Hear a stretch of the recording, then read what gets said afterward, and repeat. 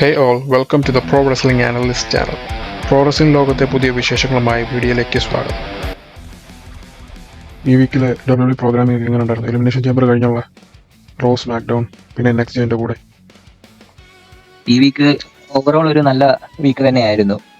Raw കുറച്ച് നാൾ കൂടി കഴിഞ്ഞിട്ടൊരു അത്യാവശ്യം നൈസ് ആയിട്ടുള്ളൊരു റോ തന്നെയായിരുന്നു. റോയില് പല സെത്ത് റോളിൻസിന്റെ റിട്ടേണും പിന്നെ ചാമ്പ്യൻഷിപ്പ് ചേഞ്ചും അങ്ങനത്തെ കാര്യങ്ങളും എല്ലാം ആയിട്ടും ഒരു റോ നല്ല രീതിയിൽ തന്നെയായിരുന്നു. സെയിം NXT അത്യാവശ്യം കുഴപ്പമില്ലാത്ത ഇതായിരുന്നു. നമ്മുടെ ന്യൂലി നോർത്ത് അമേരിക്കൻ ചാമ്പ്യന്റെ ഒരു ഇൻട്രൊഡക്ഷനും കാര്യങ്ങളും എല്ലാം ആയിട്ട് നൈസായിരുന്നു. SmackDown actually last part നമ്മൾ എക്സ്പെക്ട് ചെയ്യാത്ത ഒരു ഇവന്റ്സോട് കൂടിയൊക്കെ ആയിരുന്നു. ഓവറോൾ കുഴപ്പമില്ലായിരുന്നു. പക്ഷെ പ്രത്യേകിച്ച് പറയുകയാണെങ്കിൽ റോ ആയിരുന്നു ഈ വീക്കിൽ. കഴിഞ്ഞ വീക്കുകളെല്ലാം സ്മാക്ക് ഡൗൺ ആയിരുന്നു ബെറ്റർ എങ്കിലും ഈ ആഴ്ച റോ ആയിരുന്നു എനിക്ക് പേഴ്സണലായി ബെറ്റർ ആയിട്ട് തോന്നിയത്. റോയിലായിരുന്നു ഇച്ചിരി ഒരു എക്സൈറ്റ്മെന്റ് സത്യത്തിൽ. ശരിയാ, ഇപ്പം പറഞ്ഞാല് സെത്ത് റോളിൻസിന്റെ റിട്ടേൺ തന്നെയാണ് അതിനകത്ത് മെയിൻ ഒരു ഫാക്ടർ. കാരണം ഇത്ര നാളും ഇഞ്ചുറി കാരണം ഔട്ടായിരുന്ന സെത്തിന്റെ അപ്പം റെസൽമേനിയയിൽ സെത്തിനൊരു ആംഗിൾ കാണുമെന്നും നമുക്ക് മനസ്സിലായി. അപ്പം അത് ഇനിയിപ്പോൾ അതെങ്ങനെ അത് ഫോർവേഡ് ചെയ്യുന്നു കൂടെ ഉള്ള ഏകദേശം ഒരു നമുക്കറിയാം. ഏകദേശം ഒരു ഐഡിയ ഇപ്പം വരുന്നുണ്ട്. അത് വെച്ച് നോക്കാം. ഒരുപക്ഷെ ലോകം പോളും സെത്തും ആയിട്ടുള്ള ഒരു നല്ല മാച്ചപ്പ് ചിലപ്പം കാണാതിരിക്കും. എനിക്ക് തോന്നുന്നു മേ ബി അതൊരു സെത്ത് ഇപ്പോഴും മെഡിക്കലി ക്ലിയർഡ് ആയിട്ടില്ലെന്നാണ് ഇത് പറയുന്നത്. സോ മേ ബി ഇപ്പൊ ആ ഒരു ഫ്യൂഡ് ജെയ്യൂസോയും ജിമ്മി ആയിട്ട് ലോഗനും ഓസ്റ്റിനും ടാഗ് ടീം പോകുമെന്ന് എനിക്കൊരു ഇത് തോന്നുന്നുണ്ട്. കാരണം കഴിഞ്ഞ ദിവസം ഒരു ഇൻഡയറക്ട്ലി അവർ പറയുന്നു ഇപ്പം ഓസ്റ്റിൻ തിയറി ആണ് അല്ലെങ്കിൽ വിഷനാണ് ജെയ്യെ അറ്റാക്ക് ചെയ്തത് എന്നുള്ള രീതിയിലാണല്ലോ അവർ ആ ഒരു കഴിഞ്ഞ വീക്കിലെ മൂവ്മെന്റ് പോയത്. എനിക്ക് തോന്നുന്നു മിക്കവാറും ഇവരായിരിക്കും വിഷനും ഊസോസുമായിട്ടായിരിക്കാം tag team unless Seth clear ആയിട്ടുണ്ടെങ്കിൽ അവരുടെ ഡയറക്ഷൻ വേറെ രീതിയിലായിരിക്കും. പിന്നെ അതിൽ കൂടുതൽ നമുക്ക് എടുത്തു പറയാനുള്ളതെന്ന് പറഞ്ഞാൽ സെത്ത് പോൾ ഹീമനെ അറ്റാക്ക് ചെയ്തു. ഏറ്റവും ഇതെന്ന് പറഞ്ഞാൽ നമ്മുടെ LA നൈറ്റ് ആയിരുന്നു ആംബുലൻസ് വിളിച്ചത്. അത് അടിപൊളി സാരമായിരുന്നു അല്ലേ? അത് നല്ലൊരു സെഗ്മെന്റ്. കാരണം ഇടയ്ക്ക് ഇതുപോലൊക്കെ കിട്ടണം. LA നൈറ്റ് ആകെ സത്യത്തിൽ LA നൈറ്റ് സ്ലിപ്പ് ഒക്കെ വന്നായിരുന്നല്ലോ എലിമിനേഷൻ ചേമ്പർ മാച്ച്. അതൊക്കെ കണ്ട് ഒന്നാമതെ ഇങ്ങനെ ഒരു ചെറിയ ഇത് പറഞ്ഞുകൊണ്ടിരിക്കുക. LA വർക്ക് ചെയ്യുന്നതെല്ലാം ഇങ്ങനെ എന്തെങ്കിലുമൊക്കെ പരിപാടികൾ അബദ്ധങ്ങൾ കാണിക്കുന്നു. അപ്പം അതിൽ നിന്നൊന്ന് മാറി നിൽക്കാനായിട്ട് നല്ലൊരു ആംഗിൾ ആയിരുന്നു സത്യം പറഞ്ഞാൽ. നമുക്ക് പിന്നെയും കുഴപ്പമില്ല, LA നൈറ്റിനെ അവർ വീണ്ടും ഈ ഒരു സ്റ്റോറിയിലോട്ട് കണ്ടിന്യൂ ചെയ്യുന്നു. അങ്ങനെ വലിയ സ്റ്റോക്ക് ഒന്നും താന്നു പോയിട്ടില്ലെന്ന് നമുക്ക് മനസ്സിലാവുന്നു. അതെ ഹോപ്പ്ഫുള്ളി അവരുടെ ഇതില് LA നൈറ്റും മേ ബി എന്തെങ്കിലും ആയിരിക്കാം. കാരണം ബ്രോക്കി പോപ്പോൺസിനെ നോക്കുന്നു. ഇപ്പം അതെന്താണെന്ന് അറിയില്ല. നമ്മൾ ബ്രോക്കിന്റെ കാര്യം പറഞ്ഞപ്പോഴത്തേണ് ഇപ്പൊ ആക്ച്വലി ഗന്തറും നമ്മുടെ അടുത്ത ഇതായിരുന്നു. ഗന്തറും ആയിരിക്കും അല്ലെങ്കിൽ ബ്രോക്ക് LA നൈറ്റോ ഗന്തറോ ആണെന്നാണ് നമ്മൾ എക്സ്പെക്ട് ചെയ്തുകൊണ്ടിരുന്നത്. ഗന്തർ ഡ്രാഗൺ ലീയുടെ മാസ്ക് ഊരാൻ ശ്രമിച്ച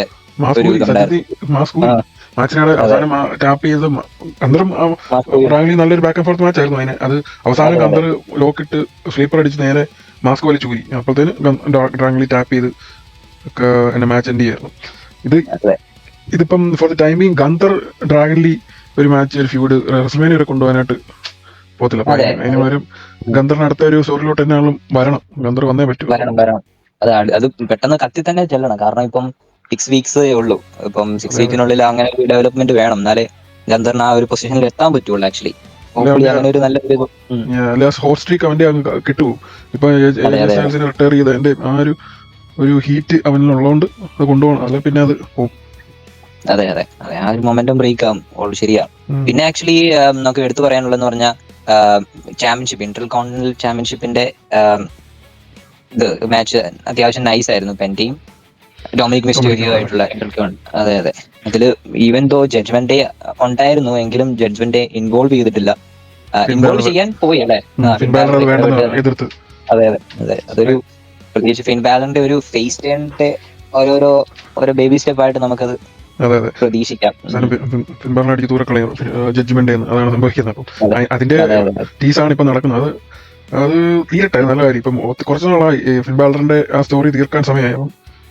ഫിൻ ബാലറിന്റെ ആ ജഡ്ജ്മെന്റ് ഡേയിൽ ഇനി നിന്നിട്ട് കാര്യമില്ല. കാരണം പുള്ളിക്ക് എന്ത് ഡെവലപ്മെന്റ് ഇനി അവിടെ നിന്നിട്ട് കാര്യമില്ല. ബാക്കി എല്ലാവരും ഡെവലപ്പ് ഇപ്പം ജെയിമിൻ ഡെവലപ്ഡ് ആയി അല്ലെ?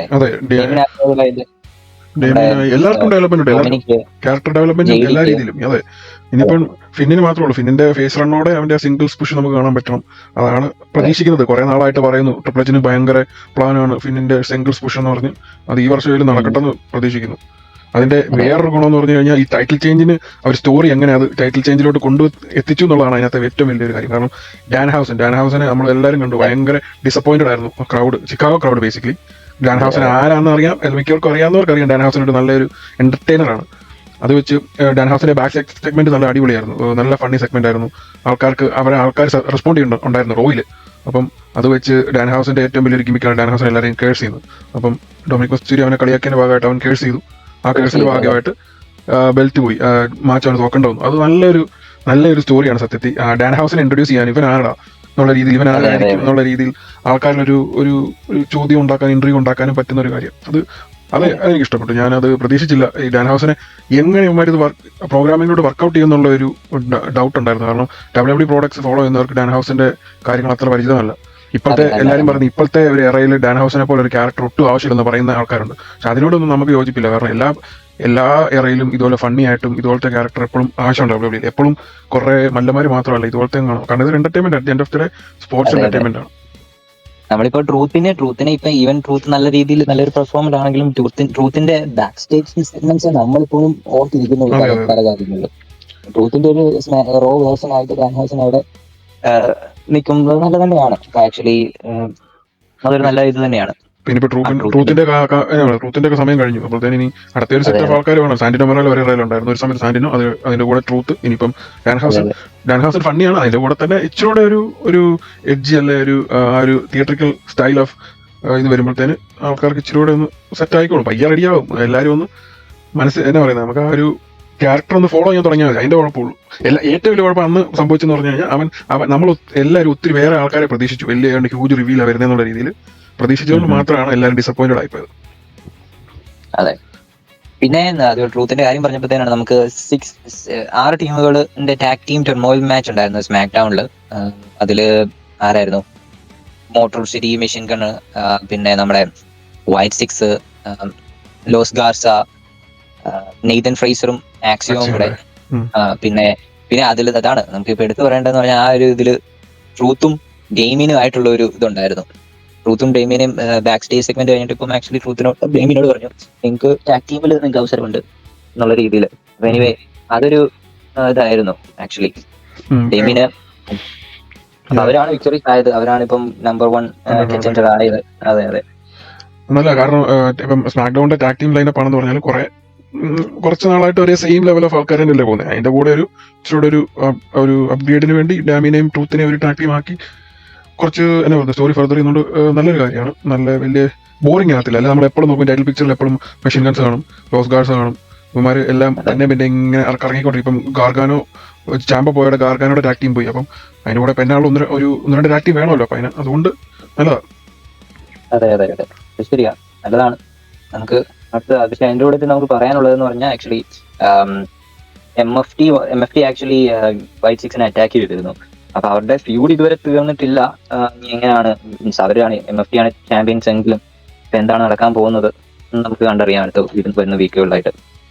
അതിനിപ്പോ എന്നാവോ ഇനി റെസ്ൽമേനിയ അവർ പഠിച്ചു കിട്ടാനുള്ള പരിപാടിയായിരിക്കും. ബോഡാലസ് വേഴ്സസ് ഇനി ബോഡാലസ് ആണോ അങ്കിൾ ഹൗഡി ആണോ ഇതിപ്പം എങ്ങനെയാണെന്ന് അറിയത്തില്ല. കാരണം ബോഡാലസിന്റെ വീഡിയോ ഉണ്ടായിരുന്നു, ഒരു ചെറിയൊരു പാക്കേജ് ഉണ്ടായിരുന്നു. അപ്പം അത് വെച്ച് ഇനിയിപ്പോ എന്തെങ്കിലും പയ്യെ എന്തെങ്കിലുമൊക്കെ കാട്ടിക്കൂട്ടുമായിരിക്കും. ഈ MFTയുടെ ഇതും ഫ്യൂഡ് തീർക്കാൻ സമയമായിരുന്നു ചുമ്മാ. അതെ അത് ശരിയാ, ഒത്തിരി ആയി ഇതിപ്പം വലിച്ചു നീട്ടി ഇതായിപ്പോയി. ശരിക്കും പറഞ്ഞാൽ ഇപ്പൊ ഈവൻ വൈറ്റ് സിക്സ് ആണെങ്കിൽ നമുക്ക് ആദ്യമുള്ള ഒരു സംഗതി ഇപ്പൊ അവർക്ക് നമുക്ക് തോന്നുന്നില്ല അല്ലെ. പ്രത്യേകിച്ച് ഇപ്പം ആദ്യം അവർ ഇറങ്ങിയപ്പോഴത്തേനുള്ള ഒരു പിന്നെ ടാഗ് ടീമിലോട്ട് വന്നപ്പോഴത്തേന് നമുക്ക് ആ ഒരു ഫാക്ഷൻ എന്നുള്ള രീതിയിൽ നോക്കുമ്പോഴത്തേന് വലിയൊരു ഇത് നമുക്ക് ഇപ്പോഴും പിടിക്കുന്നില്ല. അത് ഈ ആകെയുള്ള ഈ ഫാക്ഷനകത്ത് വേറെ ആർക്കും ടാഗ് ടീം ഒരു ഇതിനകത്ത് പിക്ചർ മാത്രമേ വരുള്ളൂ ഇപ്പോഴും. സിംഗിൾസ് റണ്ണില് അങ്കിൾ ഹൗഡിക്ക് ഒരു സിംഗിൾസ് റണ്ണ് പോകുന്നില്ല. അല്ല അങ്ങനെ ഒരു ഇത് ഇല്ലാത്തോണ്ട് നമുക്ക് ഒട്ടും അങ്ങോട്ട് എക്സൈറ്റഡ് ആയിട്ട് തോന്നുന്നില്ല. വൈറ്റ് സിക്സിന്റെ സത്യം പറഞ്ഞു കഴിഞ്ഞാൽ ആ ഒരു എക്സൈറ്റ്മെന്റ് ഒക്കെ പോയി. ബ്രേ വൈറ്റിന്റെ മരണത്തെ അവർ ഇത് ക്യാഷ് ചെയ്തെന്ന് നോക്കിയെന്ന് പറഞ്ഞാലും അങ്ങോട്ട് ശരിക്കും അങ്ങോട്ട് സെറ്റ് ആയിട്ടില്ല. അതിന് സെറ്റ് ആവുമെന്ന് പറയാൻ പാടാം. ജോഹേസി ആക്ച്വലി NXTയിൽ നല്ല അടിപൊളി ഇതായിരുന്നു സംഗതി. ജോഹേസിയുടെ ഗിമിക്ക് അടിപൊളിയായിരുന്നു, നൈസായിരുന്നു. പക്ഷെ അന്നേരം ആ ഒരു ഇതിൽ നിന്ന് ഇവനെ ഇങ്ങോട്ട് വലിച്ചെടുത്തിട്ടപ്പത്തേന് അതിന്റെ ഒരു പെർഫോമൻസ് പുള്ളിക്ക് ഇവിടെ കിട്ടുന്നില്ല. ആക്ച്വലി ഇപ്പൊ 2 വർഷത്തോളം ആയില്ലേ ഇപ്പൊ ചുമ്മാ 5-6 എന്നും പറഞ്ഞ് പ്രാന്തലും പിടിച്ചല്ല എന്നാ പിടിച്ച് നടക്കുന്നത് അല്ലെ. പ്രത്യേകിച്ച് ഒരു ഇതൊന്നും വരുന്നില്ല. വലിയ കാര്യമൊന്നുമില്ല. പിന്നെ നമുക്ക് NXT ആക്ച്വലി സ്റ്റാർട്ട് ചെയ്തതിന്റെ നോർത്ത് അമേരിക്കൻ ചാമ്പ്യൻ മൈൽസ് ബോണിന്റെ ഒരു ചാമ്പ്യൻഷിപ്പിന്റെ അതായിരുന്നു. പിന്നെ അന്നേരത്തേന് ഈതൻ പേജ് വന്ന് ഇന്ററപ്റ്റ് ചെയ്തു. ശരിക്കും പറഞ്ഞാൽ അതൊരു ഇംപ്രോംപ്റ്റു മാച്ച് തന്നെയായിരുന്നു. സംഗതി അതെന്താണ് അങ്ങനെ തുടങ്ങിയെന്ന് നമുക്ക് തോന്നിപ്പോയി ആദ്യം. അതായത് ഇവർ രണ്ടുപേരും ഷൂട്ടിലും കാര്യങ്ങളും ഒക്കെ ആയിട്ട് നല്ല ഡ്രസ്സപ്പ് ചെയ്ത് വന്ന് സംഗതി. പക്ഷെ അതിനകത്തൊരു ഇതുണ്ടായിരുന്നു, ആ ഷൂസിന്റെ ആ ഒരു ഇതിലായിരിക്കും ലാസ്റ്റ് അവനെ ഷൂസ് വെച്ച് ഹിറ്റ് ചെയ്തിട്ടാണല്ലോ മൈൽസ് ബോൺ ഈതൻ പേജിനെ ഹിറ്റ് ചെയ്തത്. അപ്പം മേ ബി ആ ഒരു ഇതിന് വേണ്ടിയായിരിക്കാം. പക്ഷെ നൈസ് ഒരു ഇതായിരുന്നു, നല്ല അത്യാവശ്യം ഒരു കുഴപ്പമില്ലാത്ത മാച്ച് ആയിരുന്നു. ഇപ്പം മൈൽസ് ബോണിന്റെ ഒരു ചെറിയ ഇതല്ല എന്തുവാ, പുള്ളി ഒരു ഡൊമിനൻസി കാണിക്കാനുള്ള രീതിയിലായിരിക്കും ഈതൻ പേജിനെ ഒന്നും കൂടി ഡിഫീറ്റ് ചെയ്ത് ഫസ്റ്റ് ഇതിൽ തന്നെ ഡിഫൻസും ചെയ്തത്. അതിന്റെ ഒരു നല്ല ഇതായിരുന്നു. ഈതൻ പേജ് നമ്മൾ കഴിഞ്ഞ പല വീക്കുകളിലും പറഞ്ഞ പോലെ ഈതൻ പേജ് വർക്കിനെ കുറിച്ച് നമ്മൾക്ക് ഇനിയും പറയേണ്ട ആവശ്യമില്ല. ഈതൻ പേജിന്റെ സമയം കഴിഞ്ഞു, NXTയിലെ സമയം കഴിഞ്ഞു. ഇനിയിപ്പം മെയിൻ റോസ്റ്റിലോട്ട് WrestleMania കഴിയുമ്പോഴത്തേനും പയ്യെ കൊണ്ടുവരുമായിരിക്കും. അത് തന്നെയാണ് വേണ്ടത്. ഇനിയിപ്പോ ഈതൻ പേജ് NXT നിന്നിട്ട് വലിയ കാര്യമൊന്നുമില്ല, കാരണം അവൻ ചെയ്യാനുള്ളതെല്ലാം അവൻ ചെയ്തു. അതെ അതെ അതെ. പിന്നെ NXT വിമൻസ് ചാമ്പ്യൻഷിപ്പ് ജെയ്സി ജെയിനും സാരിയും ആയിട്ടുള്ള അതെ ആ മാച്ച് നല്ല രീതിയിൽ പുരോഗമിച്ചുകൊണ്ടിരിക്കുകയായിരുന്നു. അന്നേരം നമ്മളെല്ലാം പ്രതീക്ഷിച്ചതുപോലെ കഴിഞ്ഞ ആഴ്ച നമ്മളിത് പറഞ്ഞത് തന്നെയാണ്. സോൾഡർക്ക് ഇന്ററപ്റ്റ് ചെയ്തു. സോൾഡർക്ക് രണ്ടുപേരെ ആക്ച്വലി പിന്നെ രണ്ടുപേരെയും കൂടെ ഡബിൾ സോൾ സ്നാച്ചർ അടിച്ചിട്ടാണ് രണ്ടുപേരെയും എന്നിട്ട് ചാമ്പ്യൻഷിപ്പ് അതെ നോ കോണ്ടാക്ട് ആയി. അതിന് ഇതായിരിക്കും ഹോപ്പ്ഫുള്ളി അങ്ങനെയാണ് നല്ല കാര്യം. കാരണം മെയിൻ റോസ്റ്റിലോട്ട് പോവാ. ജെയ്സി ജെയിനും ഇപ്പം ഓവർ ഡ്യൂ ആണ് സത്യത്തിൽ. ഇനിയിപ്പം അവക്കൊന്നും ചെയ്യാനില്ല. ഒരു പക്ഷേ സാരി എടുക്കുമായിരിക്കും. സാരി എടുത്താൽ നല്ലത്. ഇപ്പം റോക്കിക്ക് ചാമ്പ്യൻഷിപ്പിന്റെ ആവശ്യമൊന്നുമില്ല. ഇനി NXT ചാമ്പ്യൻഷിപ്പിന്റെ ആവശ്യമൊന്നുമില്ല. ഇല്ല ഒരിക്കലും ഇല്ല. ശരിയാണ്. സാരി എടുക്കുവാണെങ്കിൽ ഇതായിരിക്കും, അതേ ഉള്ളൂ നല്ല മൂവ്മെന്റ്. പിന്നെ സോൾഡറിക്കൊക്കെ എന്തെങ്കിലും ഒരു ചാമ്പ്യൻഷിപ്പ് കൊടുത്തു വിടാനുള്ള സംഗതിയാണോ എന്ന് അറിയില്ല. എന്താണോ ആയിരിക്കും. അങ്ങനെ കാണത്തില്ല. ശാരീരികമായിട്ടുള്ള ഫ്യൂഡ് എങ്ങനെയും ഒന്ന് കൂട്ടി കെട്ടിയിട്ട് പോകാനായിരിക്കാം മേ ബി, അറിയില്ല. പിന്നെ NXT ചാമ്പ്യൻ ജോ ഹെൻറി ആക്ച്വലി റിക്കി സെയിൻസിന്റെ നമ്മുടെ പണ്ടത്തെ റോക്കിന്റെ സെഗ്മെന്റ് പോലെ ഒരു പരിപാടി ഇറ്ററൊക്കെ ആയിട്ട് അതെ അതെ അതെ മിഡ്ജറ്റ് റോക്ക്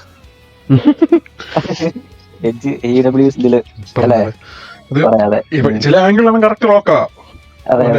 കാട്ടായൊക്കെ കാണുമ്പോ നമുക്ക് മനസ്സിലാവും റോക്കാ, ചെറിയൊരു റോക്കാ, ചെറിയ റോക്ക്. ലുക്കിൽ ആ ഒരു എക്സ്പ്രഷൻ ഒക്കെ നോക്കുമ്പോ തന്നെ ഇടയ്ക്ക് കണ്ണിന്റെ ഒക്കെ അങ്ങനെ സാധനമൊക്കെ ഇടയ്ക്ക് പുള്ളി ഒപ്പിക്കുന്നുണ്ട് എങ്ങനെയൊക്കെ. അഡ്മിറേഷൻ ആയിരിക്കാം എന്താണെങ്കിലും. പിന്നെ നമുക്ക് പറയാനുള്ളതെന്ന് വെച്ചാല് അതായത് സ്മാക്ഡൗൺ ആക്ച്വലി സ്റ്റാർട്ട് ചെയ്തത് എലിമിനേഷൻ ചേംബർ വിക്ടറീസ് ആയ റാൻഡി ഓർട്ടന്റെ സെഗ്മെന്റിലായിരുന്നു. റാൻഡി ഓർട്ടൻ 15 ടൈം അതെ അതെ. അതൊരു എല്ലാവർക്കും ആകാംക്ഷയാണ്. റാൻഡി ഓർട്ടന്റെ ചാമ്പ്യൻഷിപ്പ് എപ്പോഴും ഒരു ഡിഫറന്റ് ആണ്. എത്രയെന്ന് പറഞ്ഞാലും ഒത്തിരി ആയി ഉള്ളു ചാമ്പ്യനായിട്ട്. എനിക്കൊന്ന് ലാസ്റ്റ് ഡ്രൂ ആയിട്ടുള്ള 2020-ലാണെന്ന് തോന്നുന്നു, അല്ലേ? 2020-ലായിരുന്നു തോന്നുന്നു ലാസ്റ്റ് ഡ്രൂ ആയിട്ട്. ഒരു ഏതൊരു ഹിലിൻസെല്ലോ അങ്ങനെ എന്തോ പേപ്പർ വ്യൂലോ 2021 അങ്ങനെ എന്തോ ആയിരുന്നു ലാസ്റ്റ് ഇതായത്. അത് കഴിഞ്ഞിട്ട് ഇപ്പൊ 5 വർഷമായി. 5 വർഷത്തിന്റെ ഇടയിൽ പുള്ളി ഇടയ്ക്ക് ചാമ്പ്യൻഷിപ്പിൽ പോയി, എന്തുവാ ടാഗ് ടീം ആയിട്ട് പോയി. പിന്നെ എന്തെങ്കിലും ഒരു സംഗതി വേണം. അപ്പൊ നമുക്ക് ഇടയ്ക്ക് ട്രിക്ക് ഒന്ന് ഇന്ററപ്റ്റ് ചെയ്തായിരുന്നു ആ സെഗ്മെന്റ്. ട്രിക്കിന്റെ ആ ഒരു പുതിയ എൻട്രൻസ് ട്രിക്കിന് ഭയങ്കര സപ്പോർട്ടാണ്. ട്രിക്ക് ഭയങ്കര triple H is very high on. Triple H ഇടയ്ക്ക് കഴിഞ്ഞ ദിവസം പോസ്റ്റ് കിട്ടുന്നുണ്ടായിരുന്നു, ഭയങ്കര സൂപ്പർ സ്റ്റാർ ആന്നുള്ള രീതിയിൽ. നിങ്ങൾക്ക് കാണാൻ പറ്റുന്നില്ലെങ്കിൽ നിങ്ങളുടെ കണ്ണിനാ കുഴപ്പമെന്നൊക്കെ പറഞ്ഞു.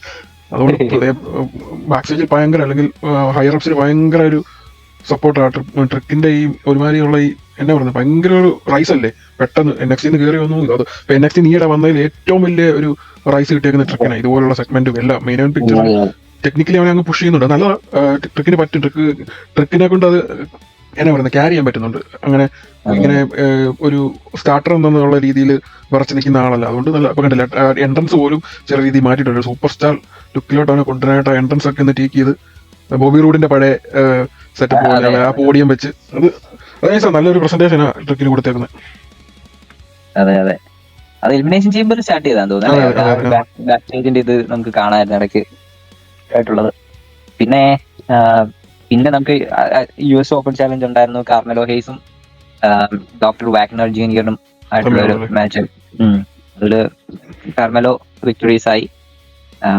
അതുപോലെ തന്നെ നമുക്ക് വിമൻസ് നമ്പർ 1 കാറ്റൻഡർ മാച്ച് അല്ല, നമ്പർ 1 കാറ്റൻഡർ മാച്ച് അല്ലായിരുന്നു, ജസ്റ്റ് ഒരു മാച്ച് ആയിരുന്നു തോന്നുന്നു അല്ലെ. ഷാർലറ്റും അലക്സയും ജൂലിയയും കിയാന ജെയിംസും ആയിട്ടുള്ള ഒരു ജസ്റ്റ് ഒരു ചുമ്മാ ഒരു ജസ്റ്റ് ഒരു മാച്ച് ഫില്ലർ ആയിരുന്നു. മാച്ച്, അതെ അതെ ഒരു സ്മാക്ഡൗൺ ഫില്ലർ മാച്ച് ആയിരുന്നു.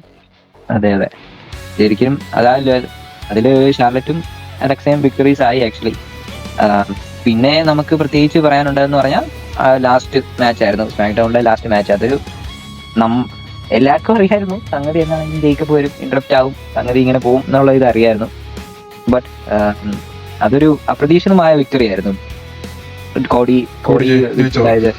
അതെ, ഇത് കഴിഞ്ഞ ദിവസം നിക്നാൾഡിസ് അനൗൺസ് ചെയ്തപ്പോൾ നമുക്ക് ഏകദേശം പിടി കിട്ടിയതാ ഇത് എങ്ങോട്ടാ പോകുന്നത്. കാരണം കോടിക്ക് പെട്ടെന്ന് ഒരു സൂപ്പർ, കോടിക്ക് ഡ്രൂയെ ചലഞ്ച് ചെയ്യാൻ പറ്റത്തില്ല. അപ്പൊ പിന്നെ നമ്മൾ സംസാരിച്ചായിരുന്നു കോടി ഇപ്പൊ എങ്ങനെയാണ് ബെൽറ്റ് എലിമിനേഷൻ ചേമ്പർ ജയിച്ചു കഴിഞ്ഞാൽ അത് ശരിയാകുന്നത്. അപ്പം അതിന് വരെ അവരെ സ്റ്റോറി ലൈൻ സ്റ്റോറി മാറ്റിയെന്നല്ല, അവരുടെ ഒരു കഥ എന്ന് പറഞ്ഞു കഴിഞ്ഞാൽ ഡ്രൂ മക്കിന്റെ ഇടയ്ക്ക് കയറുന്നു, അതിന് നിക്കാൾഡിസ് പിസ്ഡായിട്ട് കോടിയെ ചാമ്പ്യൻഷിപ്പിലോട്ട് ഇടുന്നു. ഡ്രൂ മക്കിന്റെ ഒരു പണിഷ്മെന്റ് എന്ന പോലെ അങ്ങനെ ഡ്രൂ മക്കിന്ററിനെ കോടി തോപ്പിക്കുന്നു. ഇതിനകത്തെ കാര്യം എന്ന് പറഞ്ഞു കഴിഞ്ഞാൽ മെയിൻ സ്റ്റോറി ഇതാണ്, റാൻഡി വേഴ്സസ് കോടിയാണ് അവരുടെ ഒരു സ്റ്റോറി പോകാനായിട്ട് അവർ ആഗ്രഹിക്കുന്നത്. മെന്റർ വേഴ്സസ് മെന്റി എന്നുള്ള രീതി. റാൻഡി ആണ് ലെഗസിയിൽ കോടിയെ കൊണ്ടു നടന്നത്. അപ്പോൾ ആ ഒരു കണക്കിൽ അങ്ങനെ ഒരു സ്റ്റോറി അവരെപ്പോഴും കുറെ നാളായിട്ട് ചെയ്യണമെന്ന് ആഗ്രഹിക്കുന്ന ഒരു കാര്യമാണ്. ഇപ്പം റാൻഡി ഓട്ടൻ ഇനി എത്ര നാളുണ്ട് WWE എന്നൊന്നും പറയാൻ പറ്റത്തില്ല. അപ്പോൾ ഒരു പക്ഷേ അതുകൊണ്ടായിരിക്കും അവരിപ്പം അത് ചെയ്യാൻ പ്ലാൻ ചെയ്യുന്നത്. എന്തോ കുഴപ്പമില്ല, അത്രേ ഉള്ളൂ. എനിക്ക് ഡ്രൂ മാക്കിൻഡയറിന്റെ ബെൽറ്റ് ഇങ്ങനെ ഇപ്പം പെട്ടെന്ന് റെസ്മേനിക്ക് മുമ്പ് സ്മാക്ഡൗണിൽ പോയതിനോട് എനിക്ക് യോജിപ്പില്ല. കാരണം ഡ്രൂ മാക്കിൻഡയറിന്റെ വർക്ക് അതുപോലെ ഈ ഒരു ബെൽറ്റ് ഒന്ന് പ്രസ്റ്റീജിയസ് ആക്കാനായിട്ട് കുറെ നാളൊന്ന് മങ്ങി നിൽക്കുമായിരുന്നു. ഒന്ന് പ്രസ്റ്റീജിയസ് ആക്കാനായിട്ട് ഡ്രൂ മാക്കിൻഡയറിന്റെ വർക്ക് ഒത്തിരി ഹെൽപ്പ് ചെയ്തിട്ടുണ്ട്. കാരണം എങ്ങനെയാണ് ഈ ചാമ്പ്യൻഷിപ്പ് അവൻ എടുക്കണം എന്നുള്ള അവന്റെ ആ വ്യഗ്രത അല്ലെ ആഗ്രഹം ഈ ചാമ്പ്യൻഷിപ്പിന്റെ പ്രസ്റ്റീജ് ഒത്തിരി കൂട്ടി. ഈ ബെൽറ്റ് അത്ര ഇമ്പോർട്ടന്റ് ആണെന്ന് അവന് കാണിച്ചു കൊടുത്തു. കോടിയുടെ കയ്യിൽ ഇരുന്നപ്പം കോടി നല്ല ചാമ്പ്യൻ അല്ലെന്ന് ഒന്നും അല്ലായിരുന്നു, കാരണം സ്റ്റേലായി പോയിക്കൊണ്ടിരിക്കുകയായിരുന്നു കോടിയുടെ കയ്യിൽ ഇരിക്കുന്തോറും. അതുകൊണ്ട് പിന്നെ ഈ കോടിയുടെ കയ്യിലോട്ട് പിന്നെ ബെൽറ്റ് കോടിയോടുള്ള ഇതുകൊണ്ടൊന്നുമല്ല കേട്ടോ. അപ്പോൾ ഈ ഒരു സ്റ്റോറി ഒന്ന് ഡ്രൂ മാക്കിൻഡയർ ഇത്രയും നല്ലൊരു ജെന്യൂൻ വർക്കറല്ലേ, അവന് കിട്ടിയ റെസൽമേനിയ മൂവ്മെന്റ് പോലും ആ കോവിഡിന്റെ സമയത്തായിരുന്നു. അത് കാരണം അവനാണ് പ്രോപ്പർ ആൾക്കാരുടെ മുന്നിൽ പോലും അല്ല അവന്റെ മെയിൻ ഇവന്റ് ചാമ്പ്യൻ ആയത്. അത് അവന്റെ മുഖത്ത് ഡിസപ്പോയിന്റ്മെന്റ് ഉണ്ടായിരുന്നു ആ ബെൽറ്റ് ബ്രോക്ക് ലെസ്നർ തോപ്പിച്ചെടുക്കുമ്പോൾ. അതിന്റെ കൂടെ ഇവൻ ഇപ്പോൾ ഒരു അവസരം ഇപ്പൊ കൊടുക്കുന്നതുകൊണ്ട് ഒരു കുഴപ്പമില്ല. ഇത് വേണം ഒരു ട്രിപ്പിൾ ത്രെട്ട് ആക്കി ഡ്രൂവിന് വേണം ഇവന്റിലോട്ട് കൊടുക്കാൻ, അവർക്ക് വേണം ഈ വരുന്ന ദിവസങ്ങളിൽ ഒന്ന് സ്റ്റോറി ചിലപ്പോൾ ചെയ്യുമായിരിക്കാൻ അറിയത്തില്ല. ഇപ്പം ഡ്രൂ എങ്ങനെയും അതിനകത്ത് ടൈൽ പിടിച്ചിട്ട് പണ്ട് റാൻഡി റെയ്മിസ്റ്റീരിയോ കെട്ടാങ്കിളിന്റെ ഒരു ഫ്യൂഡ് ഉണ്ട്. അതായത് റെയ്മിസ്റ്റീരിയോ റോയൽ റംബിൾ ജയിക്കുന്നു, എഡിഗറിനെ മരിച്ച വർഷം കെട്ടാങ്കിളെ ചലഞ്ച് ചെയ്യാൻ പ്ലാൻ ചെയ്യുന്നു. പക്ഷേ റാൻഡി ഓട്ടൻ അതിനകത്ത് ഇടയ്ക്ക് കയറി റെയ്യായിട്ടുള്ള റെയ്ഡ് ഇത് അടിച്ചെടുക്കാൻ നോക്കുന്നു. വേണമെങ്കിൽ ആ രീതിയിലോട്ട് ഇത് കണക്ട് ചെയ്യാം. അങ്ങനെ ഒരു ട്രിപ്പിൾ ത്രെട്ട് ആക്കിയാലും നഷ്ടമൊന്നുമില്ല. ഡ്രൂവിന് ഒരു നല്ലൊരു അവന് ആ മെയിൻ എംസിയിലോട്ട് കിട്ടുകയും ചെയ്യും, നല്ലൊരു മാച്ച് നമുക്ക് കാണുകയും ചെയ്യാം. അതെ, അത് ശരിയാണ്, നൈസ് ആയിരിക്കും. പക്ഷെ ഒരു ഇതെന്ന് പറയുകയാണെങ്കിൽ ഡ്രൂവിനെ മാത്രമല്ല, ജെയ്ക്കബ് ആക്ച്വലി അപ്പം ഇവിടെ അതിലേക്കുള്ള സൈഡിൽ കൂടെ പോയി നടക്കുന്നുണ്ട്. ജെയ്ക്കബിന് ഇപ്പം എന്താണ് സ്റ്റോറി എന്നുള്ളത് നമ്മൾ പ്രോപ്പർ ഫ്യൂഡ് ആയിട്ടില്ലാത്ത അത് വേണമെങ്കിൽ ഫേറ്റൽ ഫോർവേ ആക്കാം, കുഴപ്പമൊന്നുമില്ല. ഫേറ്റൽ ഫോർവേ ആയാലും നൈസ് ആയിരിക്കും. കാരണം ഇത് ഉമ്മാര് 4 പേരും അന്യായ പെർഫോമൻസാണ്. അതുകൊണ്ട് അടിപൊളി ഒരു ഫേറ്റൽ ഫോർവേ വർഷങ്ങൾക്ക് ശേഷം വേണം നമുക്ക് റെസൽമേനിയയിൽ ഒരു നല്ലൊരു ഫേറ്റൽ ഫോർവേ കാണാൻ പറ്റും. ഇവർ ആ ഫേറ്റൽ ഫോർവേയിലോട്ട് കൊണ്ടുപോയാൽ നമുക്ക് ഒരു എന്താ പറയുന്ന ഒരു റെസൽമേനിയ മാച്ച് പ്രഡിക്ഷൻസ് പോലെ വേണമെങ്കിൽ നമുക്കൊരു എന്താ പറയുന്നത് നമുക്ക് ആർക്ക് വേണമെങ്കിലും കമന്റ് ചെയ്യാൻ ഇതിനെ കുറിച്ച് എന്നാ അഭിപ്രായം എന്നുള്ളത്. നല്ലൊരു സംഗതി തന്നെയാണ്. റെസൽമേനിയയിൽ ഫേറ്റൽ ഫോർവേ ആണെങ്കിൽ വളരെ രസകരമായിരിക്കും. നമ്മൾ ഫേറ്റൽ ഫോർവേ ആക്ച്വലി എന്നായിരുന്നു നമ്മൾ ഒരു റെസൽമേനിയയിൽ ഉണ്ടായിരുന്നേ? എനിക്ക് തോന്നുന്നത് കുറച്ചധികമായി. അയ്യോ, ഇപ്പൊ ഫേറ്റൽ ഫോർവേ പോലത്തെ മാച്ച് ഒക്കെ റെസൽമേനിയ വന്നിട്ട് ഇപ്പൊ ഒത്തിരിയായി. എല്ലാം 1-on-1 അല്ലെങ്കിൽ കഴിഞ്ഞ വർഷമാണ് ട്രിപ്പിൾ ത്രെട്ട് എങ്കിലും കുറച്ച് നാൾ കൂടി കഴിഞ്ഞിട്ട് പോയാൻ തോന്നുന്നു അല്ലേ? ഒരു റൂമർ ഉണ്ട് could become A fatal four way എന്ന്. അത് നമ്മൾ പറഞ്ഞ പോലെ ഹോപ്പ്ഫുള്ളി നല്ലതായിരിക്കും അന്ന് നടത്തിയ. അതെ. പിന്നെ 6 വീക്കും കൂടെ ഉള്ളു റെസൽമേനിയയ്ക്ക്. അപ്പം നമുക്ക് കണ്ടറിയാം റെസൽമേനിയയിൽ എന്തൊക്കെ ചേഞ്ചസ് ഇനി എന്തൊക്കെ ഡെവലപ്മെന്റ്സ് ഉണ്ടാകുമെന്ന് നമുക്ക് കണ്ടറിയാൻ പറ്റും വരുന്ന വീക്കുകളിൽ. അപ്പോൾ അടുത്ത ആഴ്ചത്തെ റെസ്ലിംഗ് ഇവന്റ്സും അനാലിസിസുമായി വീണ്ടും കാണാം. Thanks for watching with pro wrestling analyst.